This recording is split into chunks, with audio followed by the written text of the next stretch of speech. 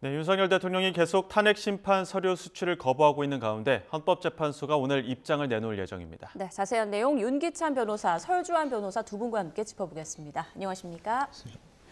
일단 윤 대통령이 지금 받지 않고 있는 탄핵 심판 서류들, 헌재에서는 송달로 간주한다, 이 여부를 결정한다고 하는데 어떻게 될 거라고 보십니까?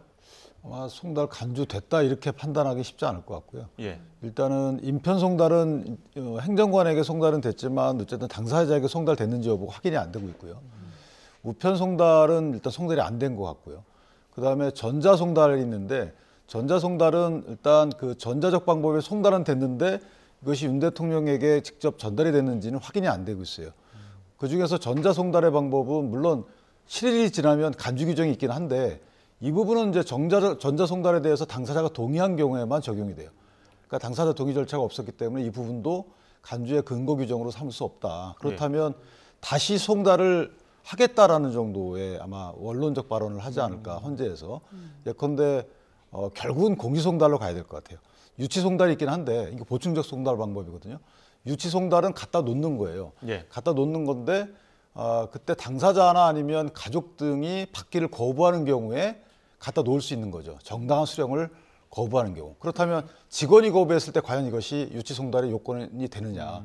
예컨대 경호처 직원이 난 그런 권한이 없다라고 본인의 업무 범위가 아니라고 지금 주장하고 있는 상황이기 때문에 정당한 사유가 없다라고 헌재가 예단하기 어려운 경우가 있어요. 그렇다면 유치 송달도 어렵고 유치 송달 이후에 할 수 있는 발송 송달, 내가 발송하면 송달된 것으로 간주하는 거 이것도 어렵고 그럼 결국은 이제 공시 송달 이 방법으로 쓸 수밖에 없고 한 2주 정도 시간이 걸리거든요. 공시 송달이라고 한다면 뭐 관보에 게재하는 겁니다. 예. 게시판에 게재해서 게시가 되면 일정 기간이 지나면 송달이 효력이 있는 것으로 간주하는 거죠. 아마 그 방법을 쓸 수밖에 없지 않겠는가라는 생각합니다. 네, 이제 과거 사례를 좀 보면 노무현 전 대통령 같은 경우는 탄핵 소추안 가결 바로 다음 날, 또 박근혜 전 대통령은 가결 당일 서류를 수령했다고 하는데 그러면 이렇게 수취를 거부하는 경우는 거의 이제 이례적인 거라고 볼 수 있겠네요. 일반적인 사건 같은 경우도 굉장히 이례적입니다. 보통은 이제 송달을 통해서 본인이 어떤 확인을 하고 그 다음에 뭐 절차에 임하는 것이 정상적인데 아까 이제 뭐 그 윤 변호사님이 잘 설명을 해주셨지만은 유치송달이나 공시송달 이런 것들은 예외적인 제도입니다. 그리고 그 사람이 피청구인이 어디 있는지를 모를 때 소재 불명이거나 행방 불명일 때 쓰는 예외적인 제도인데 지금 대통령 어디 계신지 우리 대한민국 국민들 다 알고 계시잖아요. 근데 이런 꼼수를 계속 쓰신다는 것이 뭐 본인에게 어떠한 뭐 유불리를 떠나서 대통령으로서의 어떤 준법 정신이라는 부분에서 과연 뭐 이렇게 대통령직으로서 어떤 법을 지키고자 하는 의지가 있나 이런 부분에 대해서 상당히 의심받을 수밖에 없는 상황이지 않나 싶습니다. 유불리 따지자면 어떻게 될까요? 어떤 의도로? 저는 뭐 이게 법적으로 어떤 직접적인 영향은 없다고 봅니다만은 어떤 재판부에게 이 사람이 뭔가 회피하고 있다라는 것은 본인이 불리하기 때문에 회피하는 거거든요. 유리하다고 생각이 들면 회피하지 않습니다. 나 빨리 가서 내가 여기에 대해서 기각을 탄핵 결정에 대해서 기각을 내가 받아내겠다. 나의 무고함을 밝히겠다라고 하는 게 맞는데 윤석열 대통령은 지난 4차 담화라든지 뭐 2차 담화에서 당당히 맞서겠다라는 말과는 다르게 지금 보여주는 행동은 계속 회피하는 모습만을 일관하고 있기 때문에 뭐 저는 재판부에게 좋은 인상을 주지는 못할 것이다 봅니다. 네, 탄핵 심판 첫 변론 준비 기일이 오는 27일, 그러니까 나흘 앞으로 다가왔는데 여기에는 지장이 없을까요? 어떻게 보세요? 아마 첫 변론 기일은 이 상태로라면 예정된 대로 진행되기 어려워요. 그러니까 변론 준비 기일이거든요. 준비 기일은 양측 당사자가 모여서 쟁점 정리하고 증거 어떤 거 신청할지에 대해서 조율하는 자리거든요. 그렇다면 한쪽 당사자가 참석하지 않는 변론 준비 기일은 의미가 없다 이렇게 생각이 되고 쟁점 정리는 수명법관이 다 하고 있어요. TF에서 하고 있기 때문에 사실 이제 그 TF에서는 증거를 수집하기도 합니다. 그 절차는 계속 진행되고 있는 겁니다. 다만 이 증거 관계에 대해서 양측 당사자 측이 어떻게 생각하는지 이런 것들에 대해서 서로 간에 의견을 교환하는 자리이기 때문에 그대로 진행되기 어렵다. 그리고 또 하나는 이것이 아마 윤 대통령 측에서는 대리인단 구성이 좀 어려움이 있지 않겠는가라는 생각이 들어요. 그래서 이렇게 관련 기간을 조금 더 늘릴 필요가 있지 않겠는가. 이것은 이제 심판 지연의 목적이라기보다는 심판을 좀 충실히 하려고 하는 본인 이익을 위해서 하는 거다. 그러니까 대통령의 직하고 상관없이 개인 윤석열이 본인의 이익을 위해서 하는 거기 때문에 일정 기간, 왜냐하면 이게 송달이 된 이후에 심판 절차에 참여하는 것이고 그 송달에 대해서는 여러 가지 그 보충 규정들이 있거든요. 그래서 예. 공시 송달 때까지는 재판이 지연될 가능성이 크다. 심판이. 자, 지금 제일 관건이 그 헌법재판관 3인, 나머지 3인에 대한 그 임명 여부일 텐데 지금 인사청문회가 현장에서 열리고 있거든요. 현장 화면도 한번 보면서 설명을 드리겠습니다. 지금 마은혁 후보자입니다. 그 야당이 추천한 그 후보자, 정계선 마은혁 후보자 중에 지금 마은혁 후보자의 인사청문회 지금 열리고 있는 현장 보고 계시는데요. 네. 자, 여당, 예. 야당은 이제 바로 보고서 채택하고 늦어도 오는 27일까지는 본회의에서 임명 동의안을 처리할 방침이다 이렇게 밝히고 있습니다. 하지만 국민의힘은 임명 자체가 이제 불가능하다라고 맞서고 있는 상황이죠. 예, 지금 보시는 것처럼 자리가 굉장히 많이 비어 있습니다. 여당은 아예 불참하기로 했는데 이 부분에 대해서 그 인청특위의 절차, 인사청문회의 그 절차를 좀 향후에 문제 삼을 수 있는 부분이다 이렇게까지 얘기하고 있거든요. 어떻게 좀 바라보십니까? 뭐 이제 국민의힘에서는 이 부분과 관련해가지고 권한쟁의를 예. 청구를 하겠다라고 돼 있습니다만은 저는 사실상 권한쟁의 대상이 되지는 않는다고 보고요. 본인들이 빠진 거 아니겠습니까? 누가 배제한 것은 아닙니다. 그리고 어떤 헌법기관을 하는데 인사청문회 규정에 따라서 지금 적법하게 지금 열리고 있는 인사청문회거든요. 거기에 저는 국민의힘 의원들도 들어와야 된다고 봅니다. 이 부분과 관련해가지고 어떤 임명하냐 여부는 지금 한덕수 권한대행의 몫이지만은 국회에서 어떤 이 분들에 대한 추천까지는 가능한 부분이잖아요. 그럼 그 추천 과정에서 국민의힘이 스스로 빠져버린다고 한다면 이 부분과 관련해서 나중에 어떤 위헌적인 절차다 이렇게 어떤 어떤 이의 제기하기는 굉장히 어려울 것이다라고 생각이 들고요. 그런 면에서라면 한덕수 총리가 어떻게 이제 결정을 할지는 모르겠지만은 저는 결론적으로는 임명을 해야 된다고 봅니다. 그러니까 과거의 사례도 보면 어떤 이 헌법재판소가 구성이 되는 것은 상권 분립의 기초에서 돼 있는 겁니다. 그래서 대통령 몫, 국회 몫, 사법부의 몫이 있거든요. 근데 과거에 어떤 대통령 추천 몫이 아니라 다른 기관의 추천 몫에 대해서는 대통령의 임명 행위는 한마디 요식 절차에 불과했거든요. 그렇다고 한다면 한덕수 권한대행이 어떤 이번에 국회 몫 3명에 대해서는 국회에서 추천이 온다고 한다면 저는 임명을 하는 것이 맞지 않나 싶습니다. 네, 지금 국회 상황, 현장 상황 좀 보셨는데 오늘은 야당이 추천한 마은혁, 정계선 후보자, 내일은 여당이 추천한 조한창 후보자를 대상으로 이제 인사청문회가 열립니다. 이제 국민의힘은 한덕수 대행이 헌법재판관 임명할 수 없다 이런 주장 계속 펼치고 있는데 변호사님 생각은 어떠신가요? 이게 8년 전에도 지금 오히려 주장의 취지가 서로 상반되게 주장을 했었죠. 그 당시에 황교안 권한대행이 과연 대법원장 추천, 이정미 그 당시 헌법재판관이죠. 3월 13일 날 임기가 종료되는데 그 전부터 추천 절차를 진행하자. 국회에서 똑같은 청문 절차를 진행하자라고 했더니 민주당에서 당시에는 이거 권한대행이 사고 상태에서는 할 수 없는 거다라는 취지의 주장을 했어요. 그러니까 헌법재판소의 결정이 있어서 거리 상태가 되면 그때 가능한 거다라서 실제 그렇게 진행이 됐거든요. 물론 그 당시에 국민의힘은 반대 주장을 했었죠. 그건 정치적 유불리에 따라서 각 정당이 서로 간에 반대 주장하는 것들은 그렇다고 치고 그건 현실적으로 실제 그렇게 진행이 됐다는 겁니다. 거리된 상태에서만 임명 가능하게끔 그렇게 실제 진행이 됐단 말이에요. 그렇기 때문에 그 관례를 존중하자는 것이고 또 하나는 지금 인청특위 관련해서는 실제 원래 정점식 의원이 인청특위위원장으로 내정이 됐었어요. 국민의힘에서요. 예, 그런데 네. 저희 정점식 의장이 진행을 안 하겠다라고 했더니 예. 인청특위위원장을 임의로 바꿨다는 거죠. 일방적으로. 예, 민주당 그것도 일단 박지원 그렇죠. 의원으로. 그것도 헌법 국회법상 다수결 원리를 위반했다는 저희 주장인 것이고 그래서 권한쟁의 심판을 청구하겠다는 겁니다. 또 하나는 국회에서 만약에 임명할 수 없는 일을 추천하면 안 되는 거잖아요. 그런 식의 논리적 일관성을 유지하기 위해서 아마 청문회에 불참한 것이 아닌가 이런 생각을 합니다. 지금 계속 그 헌재 서류들도 그 송달이 안 되고 있는 상황에서 공조보는 윤 대통령에게 크리스마스 출석하라고 요구한 상황이거든요. 출석 여부는 어떻게 될까요? 글쎄요. 지금의 어떤 대통령의 어떤 입장이라면 출석하지는 않으실 것 같아요. 그러니까 특히나 변호인단 선임이 필수 요건이 아니거든요. 어떤 조사를 받는 데 있어서 그냥 개인이 혼자 가서 받는 것이 일반적인 원칙입니다. 근데 꼭 변호인이 있어야 되는 것도 아니고 대통령이기 때문에 변호인이 꼭 있어야 된다. 변호인단이 있어야 된다. 저는 그렇게 생각하지는 않습니다. 지금 대표적으로 지금 나서고 있는 김홍일 전 방통위원장이라든지 이런 분들 다 변호인이잖아요. 두 분이서 가셔도 돼요.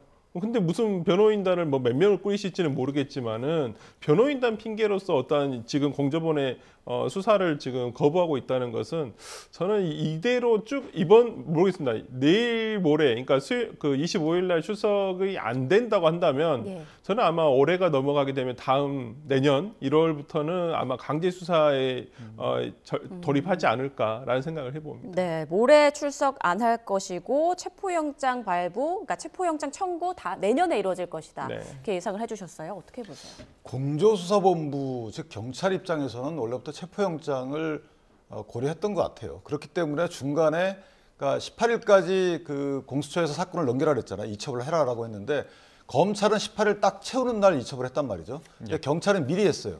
그건 제가 볼 때는 영장 신청권 때문에 그런 것 같아요. 그러니까 대통령 사건을 미리 넘긴 것은 체포영장 신청권의 요건을 충족하기 위해서 본인들은 신청을 공수처에 대인강제 수사 그 신청권은 없어요. 대물강제, 압수수색은 경찰이 공수처에 신청을 해서 공수처가 법원에 청구할 수 있는 이런 루트적 정당성이 있는데 대인영장, 체포영장이나 구속영장은 공수처 내규에 따르면 공수처만이 신청할 수 있고 경찰의 신청을 받아서 공수처가 청구할 수 없어요. 그렇기 때문에 경찰이 미리 사건을 넘긴 거라고 저는 생각을 하거든요. 그렇다면 체포영장을 적극적으로 고려한 소환이다. 저는 이렇게 봅니다. 25일 날 뭐 청사를 비워가지고 뭐 경호처의 어떤 주장에 대해서 무력화하기 위한 거다 이런 취지의 주장도 있지만 개인적으로 보면 이거는 25일 날 나올 거라고 생각을 해서 신청한 건 아닌 것 같아요. 소환한 건 아닌 것 같고 아마 요건을 충족하는 2, 3회 정도의 출석 요구에 불응하게 되면 정당한 이유 없이 출석 요구에 불응하게 되면 영장 청구 요건이 되거든요. 그렇게 해서 2, 3회 정도를 채우려고 하는 요식적인 행위다라고 저는 생각하고 왜냐하면 이 피의자 신문 준비가 안 됐을 것 같거든요. 아직 검찰이 실제 사건은 넘겼지만 부속 서류는 아직까지 넘겼는지 확인되고 있지 않아요. 그 부속 서류를 넘겨받아가지고 그거를 검토해서 신문상을 만들어야 되는데 그 정도 시간이 되느냐. 그러니까 저는 그 두 가지 요건을 볼 때 공수처에서는 체포영장 신청을 위한 절차적인 요건 충족 정도의 절차다 이렇게 생각을 하고 그렇다면 공수처 입장에서 청구할 가능성이 크죠. 그러나 아마 대통령이 두 가지 변수가 있겠죠. 첫 번째는 25일 이전에 뭐 변호인이든지 대통령 측에서 입장이 나올 수 있죠. 이러이러한 이유 때문에 이번엔 못 가고 다음에 갈 수 있다. 이렇게 되면 영장 청구 못 하는 거고 두 번째는 공수처가 법원에 영장 청구할 때 정당한 이유 없이 소환 불응해야 되는데 대통령 입장에서 지금 변호인이 없거든요. 변호인을 구성할 시간을 달라라는 것은 정당한 이유로 될 가능성이 커요. 그렇다면 그 부분도 공수처에서는 고려해야 될 대상이기 때문에 만약에 체포영장 신청했다가 기각당하면 청구했다가 그럼 또 공수처는 이거는 경쟁이다 과잉 오히려 기관 이기주의다 이런 또 비판을 받을 여지가 있거든요. 그렇다면 그런 여러 가지를 감안해서 이번에 2차 소환까지 불응했다고 해서 영장을 청구할 것 같지는 않고 제가 볼 때 3차까지는 가지 않을까. 3차까지 가더라도 문제가 되는 부분이 이제 직을 유지하고 있는 윤 대통령에 대한 그 경호 문제 있지 않습니까? 경호처가 어쨌든 갈등이 좀 불거질 수밖에 없다는 관측들은 어떻게 보십니까? 아마 체포 영장이 법원에서 발부가 된다고 한다면 경호처 입장에서도 법원에서 발부된 영장을 집행 방해하는 것은 굉장히 부담스럽지 않을까 싶습니다. 아마 저는 체포 영장이든 구속 영장이든 법원에서 발부된 영장에 대해서는 경호처가 아마 협조하지 않을까라는 생각이 듭니다. 근데 아마 그건 사실 판단의 여지가 있어요. 왜냐하면 소환을 위해서 체포영장을 발부받는 거거든요. 그러니까 소환까지 그 경호처가 막을 여지는 있어요. 왜냐하면 이게 공무집행방해가 안 될 가능성이 큰 게 이 폭행 협박을 안 하면 공무집행방해가 안 되거든요. 경호처에서 그냥 막기만 하면 공무집행방해가 안 된단 말이죠. 따라서 그럴 경우에 공수처 입장에서 보면 구속영장을 사전 구속영장을 검토해 볼 여지도 없지 않아 있어요. 체포영장을 신청하지 않고 청구하지 않고. 그러니까 다만 현직 대통령이 여러 가지 정당한 사유로 평가되는 변호인 선임이 안 됐다, 준비가 안 됐다라고 해서 소환에 응하지 않는 경우에 이게 체포영장을 청구하거나 구속영장을 청구하는 것이 과연 이게 맞겠는가? 여기에 대한 근본적인 고민을 아마 할 것 같아요. 자, 또 경찰 특수단이 윤 대통령의 휴대전화 통화 내역을 확보했다고 하는데 이걸 통해서 좀 어떤 걸 알 수 있을까요? 당시에 누구랑 통화했는지 이제 내용이 아니라 내역입니다. 당시 누구랑 통화했는 기록만 지금 나온 거거든요. 근데 지금 계엄 전후로 해가지고 이 12월 3일 전후 과연 누구랑 과연 모의를 했는지 여부를 밝힐 수 있는 하나의 단서가 될 수 있다고 저는 봅니다. 지금 뭐 비아폰에 대해서도 영장 청구를 고심하고 있다고 하는데 어찌됐든 간에 일반 핸드폰을 사용하신 부분에 대해서 당시 누구와 통화했는지 그리고 시간상 어떤 모의 순서라든지 이런 부분은 맞출 수가 있다고 보거든요. 그렇다고 한다면 대통령에 대한 일반폰 내역이 발견된 것은 이 사건에 있어서 사건을 시간적 구성을 하는 데 있어서 상당히 중요한 역할이 되지 않을까 싶습니다. 예, 그 일반 휴대전화도 그렇고 또 계엄 선포 전에 열린 국무회의에서 윤 대통령이 최성목 부총리에게 어떤 지시사항이 담긴 문건을 또 줬다는 거 아닙니까? 이 내용 보면 국회 운영비 끊어라, 비상계엄 입법부 운영 예산 짜라 이런 지시도 있었다고 하는데 이러한 정황은 어떻게 봐야 됩니까? 저것은 아마 이제 계엄 상황 하에서 국회 운영은 좀 달라질 거잖아요. 예. 국회를 불가능하게 하는 거. 그러니까 헌법기관인 국회의 권능 행사를 불가능하게 하는 것은 당장 연결될 것 같지는 않고 예를 들어서 끊어라, 절대 주지 마라. 이 국회는 이제 없어질 거다. 이런 식의 메모가 있었다면 그거는 권능 행사를 불가능하게 하려는 의도가 있었다 이렇게 평가할 수 있죠. 그런데 다시 짜라라고 한 거잖아요. 그렇다면 만약에 정부 예산 중에 4억 1천만 원을 깎은 민주당의 그런 행태가 이건 뭐 국회 정부의 권능 행사를 불가능하게 하려고 하는 거 아니잖아요. 그런 식으로 국회의 그 기능에 맞게끔 재조정해라 이런 취지가 뒤에 붙었다는 거기 때문에 그것만 갖고 물론 적절하진 않습니다. 예산 관련돼서 언급을 했다는 부분이 이것은 정부의 권능 행사이기 때문에 국회의 권능 행사가 아니에요. 예산은 국회 예산은 정부가 짭니다. 그렇기 때문에 정부의 권능 행사 관련된 얘기이기 때문에 기재부의 관할이잖아요. 그래서 당장 국회의 권능 행사를 불가능하게 할 의도가 있었다라고 입증할 수 있는 증거로 작용하지는 않을 것 같다 이렇게 생각합니다. 네. 예. 그리고 경찰이 계엄 선포 직전에 열린 국무회의에 하자가 있었다고 이제 내부적으로 결론을 내린 걸로 전해지고 있는데요. 네. 이게 탄핵 심판에는 좀 어떤 영향이 있을까요? 그러니까요. 어떤 절차적으로 적법하냐 여부를 확인할 수 있는 것인데 지금 나오고 있는 바에 의하면 지난번 한덕수 국무총리라든지 아니면 다른 뭐 장관들, 송민정 농수산부 장관도 국무회의라고 볼 수는 없었다라고 지금 국회에서 발언을 했거든요. 예. 아마 그러한 부분 등이 이제 판단된 것으로 보이고요. 이러한 절차적 하자가 뭐 이제 하자가 있다 자체는 뭐 위법하다는 것이 위헌적이다라는 것이 이미 드러난 것인데 이거의 위법성의 정도가 나중에 판단될 때 어느 정도의 위법성일 것이냐, 과연 이것이 대통령이 어떤 대통령직을 수행할 수 없을 만큼의 중대한 위법 사유에 들어갈 것이냐. 위법하다는 건 이미 전제가 된 것 같습니다. 그래서 그 대통령직을 유지할 수 있는지 없는지에 대한 어떤 강도, 어떤 중요도에 대한 판단의 기준이 되지 않을까 싶습니다. 예. 지금 예. 이거는 사실은 예. 저는 조금 납득이 안 되는 부분이 있어요. 왜냐하면 헌법재판소에서는 이거 판단할 부분입니다. 그러니까 계엄 선포 요건을 충족했는지 여부, 절차 요건 중에 하나잖아요. 예. 국무회의가 실제로 있었는지 여부, 국회 통보 절차가 있었는지 여부, 이런 것들은 헌법재판소에서 대통령 계엄 선포 행위가 이게 헌법 위반인지 여부와 판단할 때 중요한 요소로 작용하겠죠. 뭐 중대한 위반인지 여부는 별도로는 하고. 그러나 경찰 입장에서 보면 이것은 예를 들어 내란죄의 성립 요건과 상관이 없어요.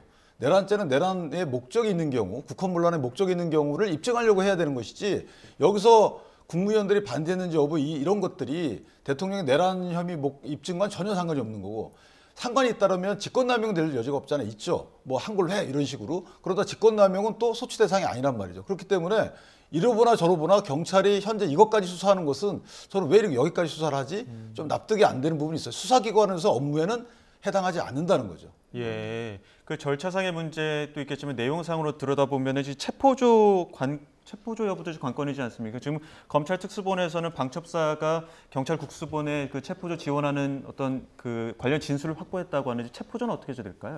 그러니까 그 체포조가 지금 경찰까지도 지금 연결되고 있고 얼마 전에 있었던 검찰의 어떤 국수본의 그 압수수색과도 연결이 돼 있는 부분이거든요. 그런데 지금 경찰에서 나오고 있는 진술만을 따져 본다면 당시에는 뭐 어떤 내용인지를 모르고 누구를 체포해야 되는지 모르고 방첩사에서 요구를 해서 어떤 경찰 인력을 차출하려고 했던 것이다라고만 네. 지금 얘기가 나오고 있어요. 그러면 구체적으로 누구를 체포해야 되겠다는 내용에 대해서 알고 있었는지 없었는지 이런 부분에 대해서 좀 확인이 돼야 될 것 같은데 아직까지 경찰 입장에서는 누구를 체포하겠다는 특정인에 대한 체포 여부를 논의하지는 않았다라는 부분인데 이제 그것만 가지고는 어떤 뭐 내란에 가담을 했다라고 보기는 어려울 수 있습니다. 다만 그냥 단순히 이제 연락을 받고 준비를 했다는 것이거든요. 그렇다고 한다면 이 부분까지 경찰까지 어떤 내란 모의라든지 내란에 동조를 했다라는 부분, 어떤 가담했다라는 부분까지 인정되기는 어렵습니다만은 뭐 향후 수사를 통해서 어떤 구체적인 누구에 대한 체포, 특정 인물에 대한 특정 정치인에 대한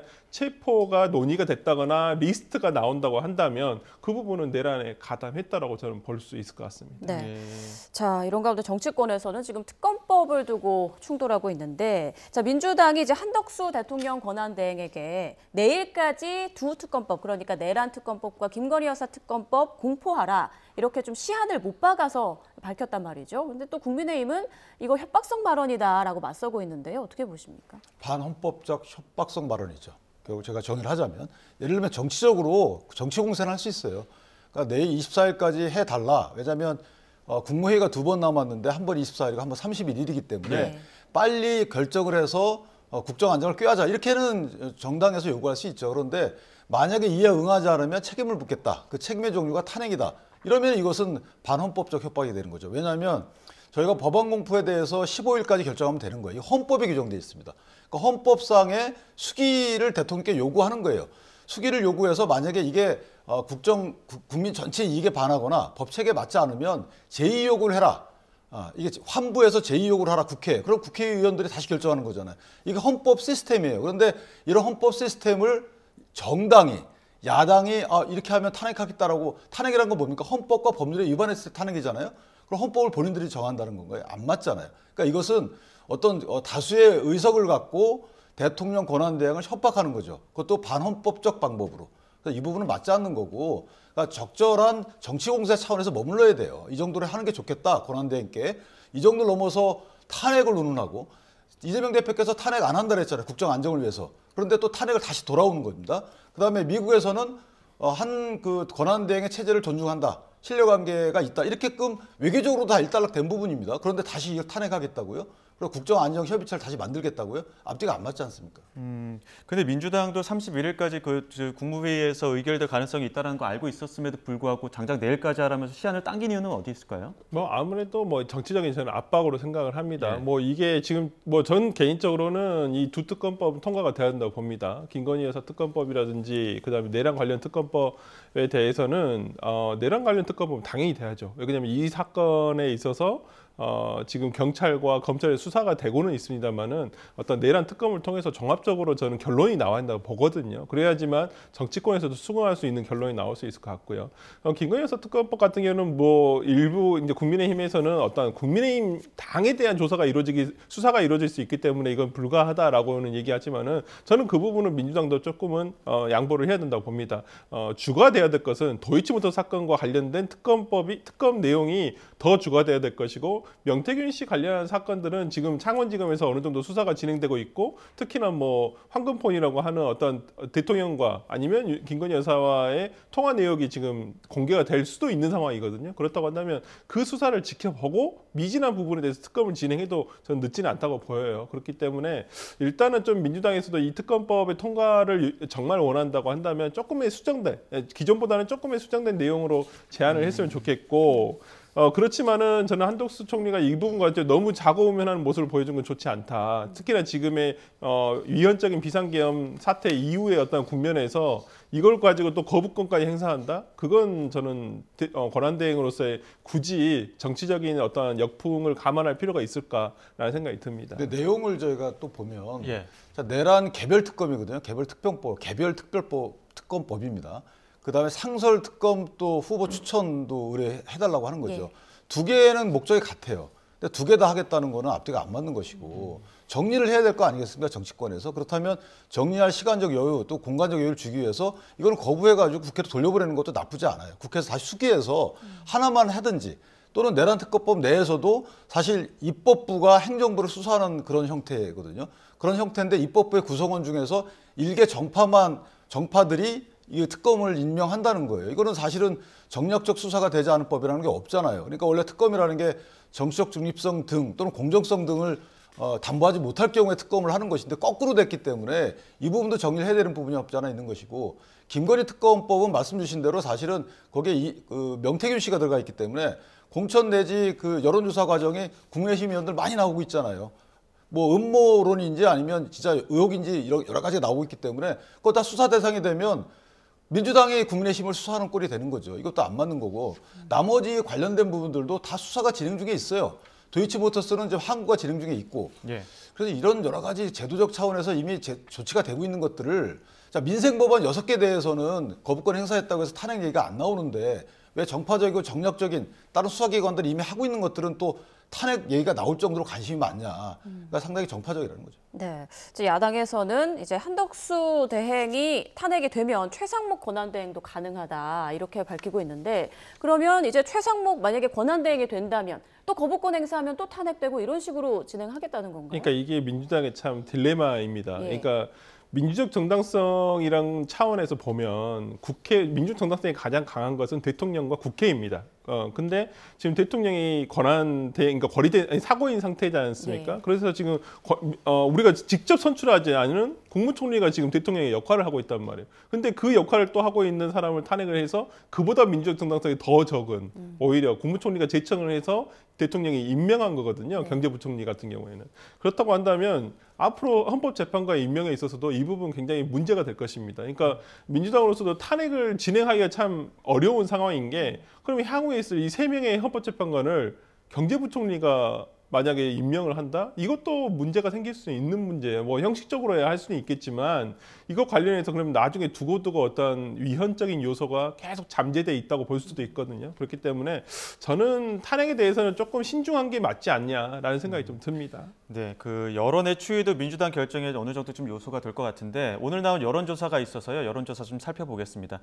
정당 지지도 양당 간의 격차가 일주일 사이에 조금 좁혀진 모습이 가장 이제 눈에 띄는 부분이긴 한데 국민의힘 지지율이 29.7%로 한 4%포인트 정도 올랐고 민주당 지지율이 50.3%로 2.1%포인트 정도 하락했거든요. 예. 그 양당의 격차가 조금 좁혀진 부분, 이 부분에 대해서 좀 어떻게 해석하십니까? 저는 민주당이 이제 그동안의 탄핵 국면, 그러니까 대통령 탄핵 소추 의결 이후에도 사실은 국정 안정을 위해서 노력하기보다는 조기 대선이라는 부분에 너무 초점을 맞추고 있다. 그러니까 조기 대선에 초점을 맞추면서 이재명 대표의 피선거권 박탈 전에 조기 대선을 치르려고 하는 어찌 보면 너무 좁은 이 정파적 견해를 갖고 국민의 대다수의 이익을 위해서 가는 건 아니지 않느냐라는 비판의 이제 시각이 반영됐다고 보고요. 개인적으로 뭐 이재명 대표 피선거권 박탈 이전에 조기 대선을 치르려고 하는 민주당의 뜻은 맞지만 무리하게 할 필요는 없는 거잖아요. 지금 금방 말씀하신 것처럼 저희가 뭐 간접 선거로 대통령 뽑는 것도 아니잖아요. 뭐 대통령 쇼핑하는 것도 아니잖아요. 그러니까 누구가 말을 안 들으면 다시 누구가 말을 안 하면 다시 이런 것들은 역대 있어 본 적이 없는 겁니다. 그리고 이미 이재명 대표께서 공언한 바대로 탄핵은 지금 권한대행에 대한 탄핵은 안 하겠다라고 했으면 여한 사유가 발생하지 않으면 아주 위헌적인 조치가 없으면 탄핵하면 안 되는 거잖아요. 그런데 말을 안 듣는다고 탄핵하겠다라는 것은 저는 글쎄요. 이게 헌정 질서를 존중하는 민주당의 태도인가 좀 고민할 필요가 있다 이렇게 생각합니다. 네, 예. 설 변호사께서는 이 당 지지율 추이 좀 어떻게 보세요? 글쎄요, 이제 민주당이 아무래도 우세한 것은 사실일 것 같고요. 이제 국민의힘의 지지율이 조금 오른 것은 저는 지지층의 결집이라고 보입니다. 최근에 지금 윤 대통령의 담화 이후에 최근 참 약간 이례적으로 볼 수 있는 현상 자체는 뭐냐면 윤 대통령에 대한 탄핵을 반대하고 오히려 그 결집세가 세지고 있다는 것이거든요. 어떤 비상계엄에 대해서 정당하다라고 주장하시는 분들의 어떤 지금 일부 극우적인 어떤 세력들이 굉장히 뭉치고 있기 때문에 저는 그런 기계적인 반등이 아닐까라는 생각이 들고 뭐 향후에 이 지금 현재의 지지율은 그렇게 큰 의미는 없다. 저는 그렇게 보고 오히려 이제 지금 향후에는 이 헌법재판소에서의 어떤 심리 과정, 그다음에 어떤 심리가 끝났을 때 어떠한 결정에 따라서 대선 국면에 본격적으로 접어들었을 때 이 정당 지지율 또는 이제 대선 후보들에 대한 지지율이 유의미하지 않을까 싶습니다. 자, 이런 가운데 좀 중앙선관위의 어떤 현수막 게시를 두고 양당의 좀 잣대가 좀 다르다 보니까 좀 비판 여론이 나오는 것 같은데 이 부분도 한번 짚어보겠습니다. 지금 민주당이 그 이재명은 안 된다 이런 문구가 담긴 현수막 게시에 대해서 중앙선관위가 금지를 했고, 근데 또 그 국민의힘 쪽에서는 내란 공범 이런 현수막 가지고는 왜 뭐라고 안 하고 민주당 이재명 안 된다 이 부분만 가지고 금지하느냐 이렇게 좀 반박을 하는 것 같거든요. 어떻게 좀 보십니까? 저 부분은 명백히 중앙선관위가 물론 중앙선관위가 애당초에 저런 유권 해석을 할 때는 예. 사무처에서 주로 합니다. 그러니까 선관위원들이 모여서 전체회의나 이런 데서 하질 않아요. 그러니까 그게 시스템의 문제입니다. 사무처에서 거의 유권 해석을 해주고 나서 문제가 생기거나 이의 제기하면 그때 선관위원들이 모여서 하거든요. 이 시스템부터 고쳐야 되는 거죠. 그래서 선거관리위원장이 사실 상근을 해야 되는 게 맞는 것 같아요. 지금 상근하지 않기 때문에 이런 일이 벌어지는 거고 이게 처음이 아니잖아요. 예전에도 그때 2020년도 21대 총선 당시에도 비슷한 일이 있었어요. 친일 그것은 되고 그다음에 뭐 민생 실패 이건 안 된다는 거예요. 그러니까 이런 잣대가 뭔지에 대해서 이해가 안 되는 부분이 있었고 조심하겠다고 했었거든요. 지금 이걸 보면요. 자, 조기 대선이 아직 확정이 안 됐잖아요. 그렇다면 2027년도 대선을 염두에 두고 판단했어야 되는 거잖아요. 2027년 3월. 자, 총선은 2028년이에요. 그럼 어떤 차이가 있죠? 대선 후보로 예정되기 때문에 이거 사전선거운동이다. 낙선을 위한 거다. 그러면 정현욱 씨는요? 정현욱 씨 2028년도에 다시 안 나온다는 보장이 있습니까? 그것도 마찬가지로 낙선을 위한 사전선거운동이잖아요. 내란 공범, 정현욱. 또 하나, 정현욱 그 국회의원이 대선 안 나온다는 보장이 있습니까? 그러니까 다음에 조기 대선 치러진다고 생각해요. 좋아요. 그럼 이재명 대표가 조기 대선에 출마한다고 칩시다. 그럼 정현욱 국회의원은 조기 대선에 출마 안 한다는 보장이 있어요? 그러니까 이런 일반적 가능성을 염두에 두고 규범적으로 해석을 해야 되는 것인데 이것을 본인들의 머릿속에 있는 현실감 갖고 이렇게 해석을 하게 되면 이것은 법률 해석 공정한 선거 관리가 아니죠. 그래서 네. 이거는 제가 볼 때 분명히 잘못됐다. 얼른 고쳐야 됩니다. 네, 기준이 모호하다는 말씀인데 국민의힘도 편파적 결정이라며 이제 재검토를 요구했고 선관위도 오늘 다시 좀 재논의를 할 것으로 보입니다. 판단이 좀 다르게 나올 가능성이 있을까요? 뭐 저도 어느 정도 가능성이 있다고 보입니다. 그러니까 조기 대선이라는 것은 조기란 뜻이 되게 애매하지 않습니까? 그쵸, 언제가 조기일지. 그러니까 2027년도에 원래 예정돼 있던 대선보다 뭐 한 달 빨리도 그 조기 대선이거든요. 그렇기 때문에 아직 확정되지 않은 헌법재판소의 결정을 미리 예단을 해가지고 했다는 부분은 조금 저는 문제 삼을 수 있을 것 같고요. 그 부분과 관련해가지고 그렇지만은 무조건 뭐 이재명은 안 된다라고 하는 것이 구체적인 어떤 내용도 없이 하는 부분에 대해서 어떤 포괄적인 내용을 띠고 있기 때문에 부정적인 특정 인물에 대한 부정적인 여론을 형성할 수가 있기 때문에 저는 이 부분 뭐 선관위에서도 충분히 그런 판단을 했다라고 보이는데 어쨌든 간에 오늘 뭐 다시 한번 이의제기 심의를 통해서 결론을 내봤으면 좋겠습니다. 예, 알겠습니다. 여기까지 듣겠습니다. 지금까지 윤기찬 변호사, 설주환 변호사 두 분과 함께했습니다. 고맙습니다. 고맙습니다.